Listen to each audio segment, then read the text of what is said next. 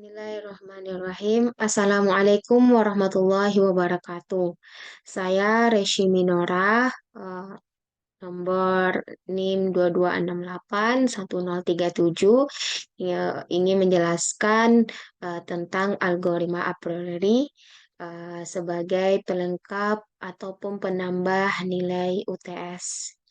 Nah, untuk sebelum penjelasan dari studi kasusnya, saya ingin menjelaskan terlebih dahulu tentang association rules.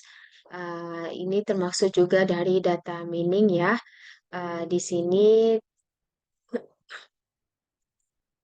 di sini banyak algoritma data mining. Nah, kemudian assessment rules ini merupakan proses mendeteksi kumpulan atribut-atribut yang muncul bersamaan dalam frekuensi yang sering dan membentuk sejumlah kaidah dari kumpulan-kumpulan tersebut. Contohnya ada 90% orang yang berbelanja di suatu supermarket membeli roti atau membeli selai, dan 60% dari semua orang yang berbelanja membeli keduanya. Nah, itu nanti akan dijelaskan dengan lebih contohnya lagi. Kemudian sebelum kita lanjut kepada contoh, tentu kita harus mengetahui definisi assessment rules. Di sini saya mencari sebuah informasi mengenai assessment rule mining ini adalah analisa dari kebiasaan belanja konsumen dengan mencari asosiasi dan korelasi antara item-item berbeda yang diletakkan konsumen dalam keranjang belanjanya. Ini menurut yang tahun 2003. Contoh assessment rules, misalnya 70% dari orang yang membeli mie, jus, dan saus akan membeli juga roti tawar gitu. Ini bagian dari algoritma a priori. Em, Kemudian di sini juga biasanya kita juga bisa menggunakan dengan sebuah aplikasi. Nah, algoritma a priori ini pertama kali dikenal oleh Agrawal. Eh, Kemudian salah satu algoritma digunakan dalam memecahkan persoalan dalam assessment rule mining yang mengolah suatu database transaksi dengan setiap transaksi adalah suatu himpunan item-item, kemudian mencari seluruh kaidah a priori yang memenuhi kendala minimum support dan minimum confidence yang diberikan user. Nah, algoritma a priori dapat digunakan untuk menemukan tren bisnis dengan menganalisa transaksi konsumen. Nah, di sini menggunakan contoh 30% dari transaksi, ada yang membuat di sini ada bir, juga ada popok. Sebenarnya di Google itu banyak sekali ya. Ada beberapa contoh, kemudian juga penjelasannya dari situs-situs ataupun web, bahkan juga artikel juga ada yang menjelaskan tentang algoritma ini. Nah, ini kita langsung saja untuk menuju contoh untuk lebih jelasnya mengenai algoritma a priori ini. Di sini saya insya Allah menjelaskan dengan menggunakan Excel. Di sini saya mengambil studi kasus dari Maju Jaya Store. Maju Jaya Store ini dari um, toko yang dibeli oleh konsumen yang sering dibeli. Maju Jaya Store ini menjual produk jam yang memiliki 4 transaksi belanja konsumen yang akan dicari asosiasinya antara item dengan minimal minimal tuh 0,4 dan confidence-nya itu 0,7. Nah, tabel transaksi ini saya membuat bentuk ID transaksinya transaksi satu atau T1, transaksi 2 atau T2, transaksi 3 T3, transaksi 4 T4, dan transaksi 5 T5. Dengan transaksi satu itu item pembeliannya itu ada jenis merek quartz dan smartwatch. Kemudian transaksi kedua ada Alexander Christie dan Casio, Casio, Quartz dan Gisok.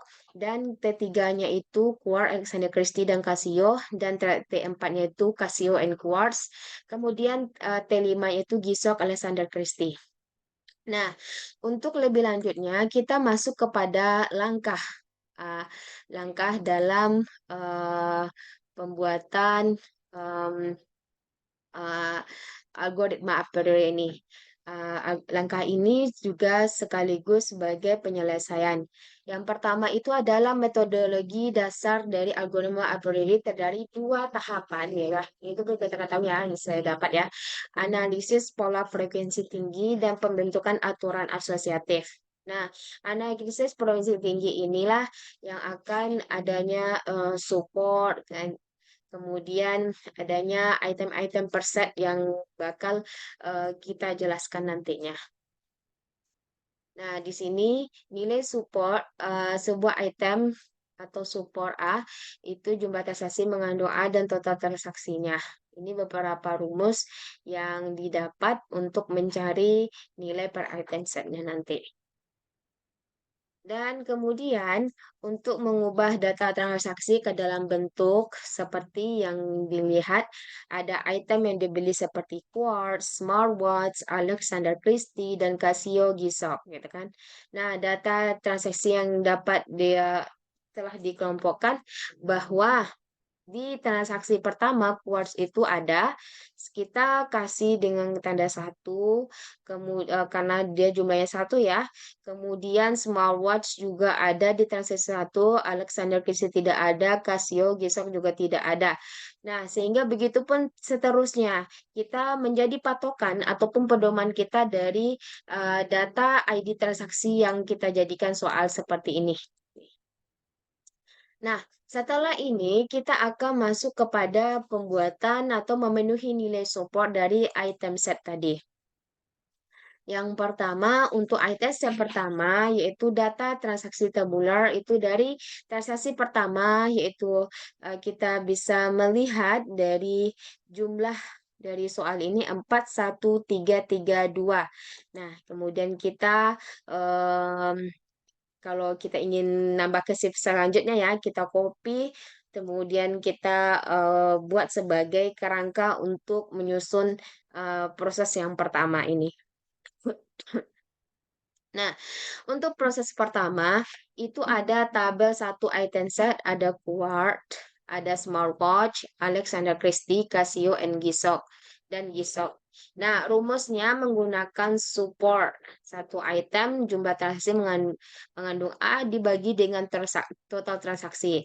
Nah, di sini kita mengambil nilai minimum 0,4 sesuai di soal bahwa nilai minimum yang diambil 0,4 dan nilai confidence-nya yaitu 0,7.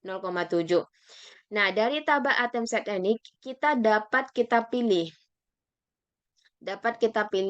Yang dapat kita pilih dapat kita pilih pertama yang sesuai dengan minimum nilai supportnya 4. Berarti smartwatch tidak termasuk. Smartwatch tidak termasuk karena dia tidak mencapai nilai minimum. Yang masuk adalah yang kita pilih yaitu ada quartz yaitu 4 0,8 nilai supportnya, kemudian Alexander Christie 0,6 nilai supportnya, kemudian Casio 0,6 dan G-Shock 0,4. Batas minimum dari support itu adalah 0,4. Maka dapat kita pilih bahwa ada 4 item dalam item set yang pertama ini berdasarkan rumus yang kita peroleh. Nah, dari 4 item ini, kita selanjutnya langkah ke item set kedua. Nah, dari item set kedua ini agak lebih panjang ya dari item set yang pertama, yaitu tabel item set yang dipilih itu ada Quartz, Alexander Christie, Casio, G-Shock. Dari mana kita dapat? Dari item set yang telah kita pilih tadi. Nah, kemudian kita menjadikan kombinasi dua item. Kombinasi dua item, yaitu ada Quartz Alexander Christie, Quartz Casio, Quartz G-Shock, Alexander Casio, Alexander G-Shock, Casio G-Shock. Nah, dengan menggunakan rumus tadi, yaitu jumlah transaksi mengandung A dan total transaksi. Karena kita ini mengambil dua item ya. Nah, dari yang pertama ada transaksi pertama itu satu, Alexander Christie. Kemudian transaksi kedua juga satu Ward, kemudian Alexander Christie. Maka untuk penggunaan sampai transaksi ketiga yang dua item. Yang dipilih karena Quart dan Alexander Christie ini sama-sama satu, jadi untuk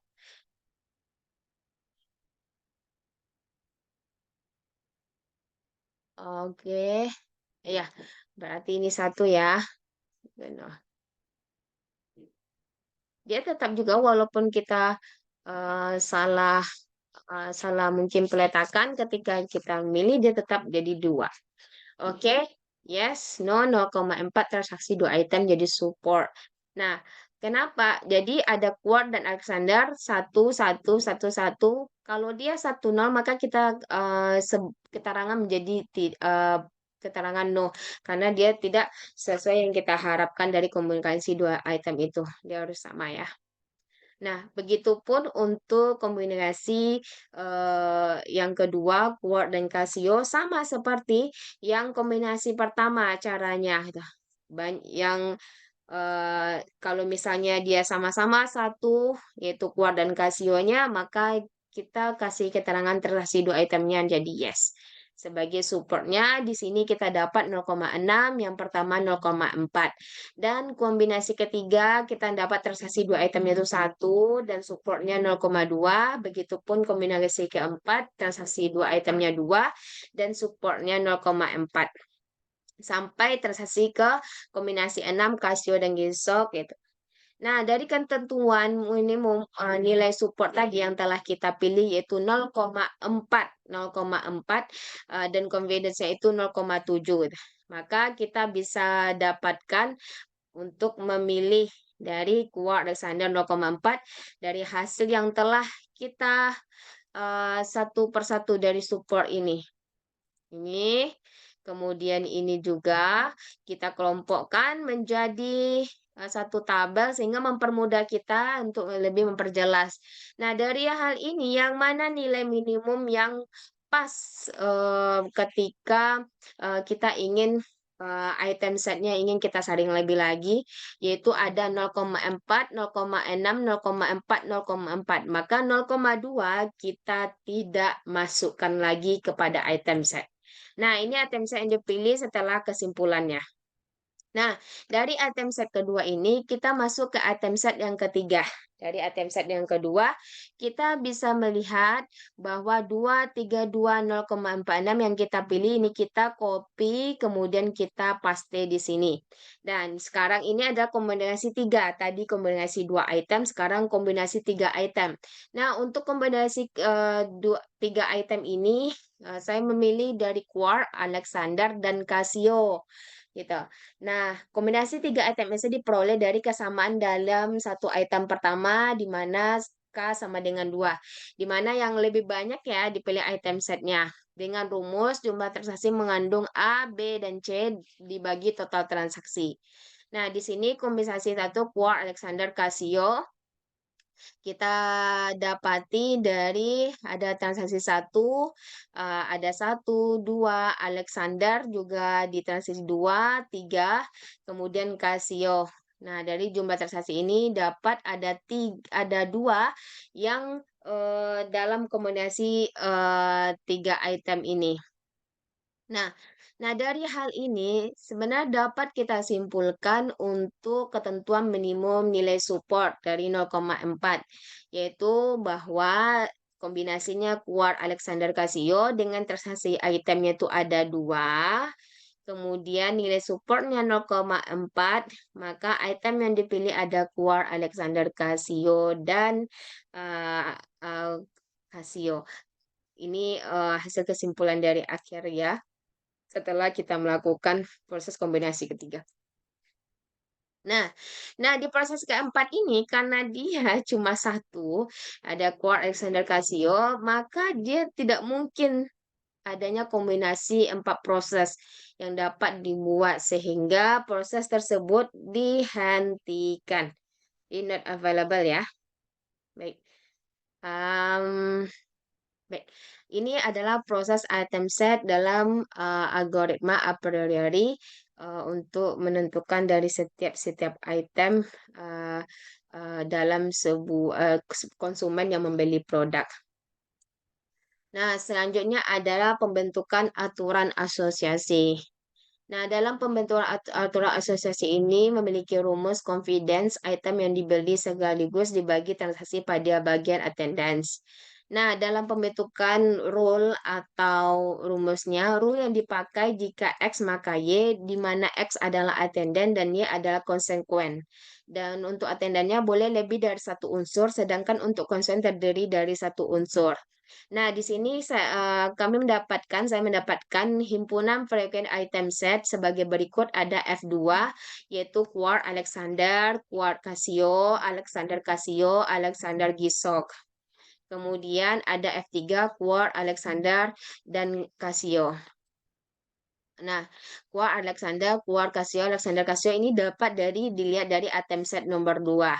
Kemudian untuk kombinasinya Quark Alexander Casio didapat dari Quark Alexander Casio dari kombinasi ketiga. Nah, setelah itu langkah pertama adalah jika membeli Quark, maka membeli Alexander untuk Quark Alexander 2 dan 4. Nah, item ini didapat dari item set dari transaksi di ya item set yang dipilih di item set kedua ya, 2, 3, 2. Dan ini rumusnya F19 dan G319 artinya sigma A dan B dibagi sigma A. Dapatnya 0,5. Begitupun selanjutnya menggunakan eksa. Nah, setelah ini ada yang kombinasi jika membeli Casio maka membeli Alexander. Jika membeli Alexander maka membeli Gisok. Ini semuanya sesuai dengan F2 tadi ya. Ada Quark Alexander, Quark Casio, Alexander Casio, dan Alexander Gisok. Kemudian setelah itu kita bisa bikin yang bentuk kombinasi aturan asosiasi 3 item set. Nah, ini di mana kita dapat dari angka sigma A dan B dan sigma A ini dari kombinasi yang telah kita pilih tadi. Nih, Quark Alexander 2, 2. Apapun yang kita putar-putar tetap dia bagiannya tetap 2 transaksi itemnya atau sigma A dan B-nya. Dan sigma A-nya. Baik, sehingga dari hal ini kita sudah dapatkan yang melebihi dari aturan confidence-nya itu 0,7 yaitu 0,75 yaitu jika membeli quartz maka membeli Casio. Ini dia. Kemudian ada jika membeli Casio maka membeli quartz. Itu satu juga kita masukkan karena dia nilai confidence-nya besar dari 0,7. Kemudian jika membeli Gisok maka membeli Alexander juga ada. Dan juga jika membeli Quark Alexander maka membeli Casio. Ini juga lebih dari 0,7. Dan jika membeli Alexander Casio maka membeli Quark juga lebih dari 0,7. Nah, setelah itu kita kalikan 0,6 dikali 0,75 maka hasilnya 0,45. Nah, dari hal ini sebenarnya kita tidak mendapatkan, nggak ada hasil dari nilai support atau nilai confidence tersebut lebih besar atau besar dari 0,7. Karena support confidence-nya kita dapat dari yang item yang kita pilih tadi 0,45, 0,6, 0,4, 0,4, 0,4. Maka di sini dalam aturan asosiasi, aturan digunakan adalah memiliki hasil yang paling besar dan perkalian nilai support dengan nilai confidence. Sebenarnya tidak ada masuk, tetapi nilai yang paling besar di sini maka dipilihnya adalah 0,45 dan 0,6. Ada dua item jika membeli quartz maka membeli Casio. Ya, ini sedikit kebalik ya. Jika membeli quartz maka membeli Casio. Dan jika membeli Casio maka membeli quartz. Oke. Dan ini adalah bentuk algoritma a priori studi kasusnya Maju Jaya Store atau toko Maju Jaya yaitu penjualan jam jenis-jenis jam. Nah, Ini dapat kita gunakan bagi yang, di supermarket ataupun yang jual-jual produk-produk yang memiliki banyak item, ini bisa kita gunakan untuk bagaimana kemampuan konsumen dalam membeli suatu produk, sehingga kita bisa dapat mengukur, nilai dari suatu item tersebut. Baiklah, untuk hari ini, kita cukupkan dulu untuk penjelasan algoritma a priori. Semoga apa yang disampaikan bisa bermanfaat, dan dapat memenuhi tugas UTS dari, mata kuliah analisis big data bersama Bapak Wahyudi. Mohon maaf, wabillahi taufik wal hidayah. Wassalamualaikum warahmatullahi wabarakatuh.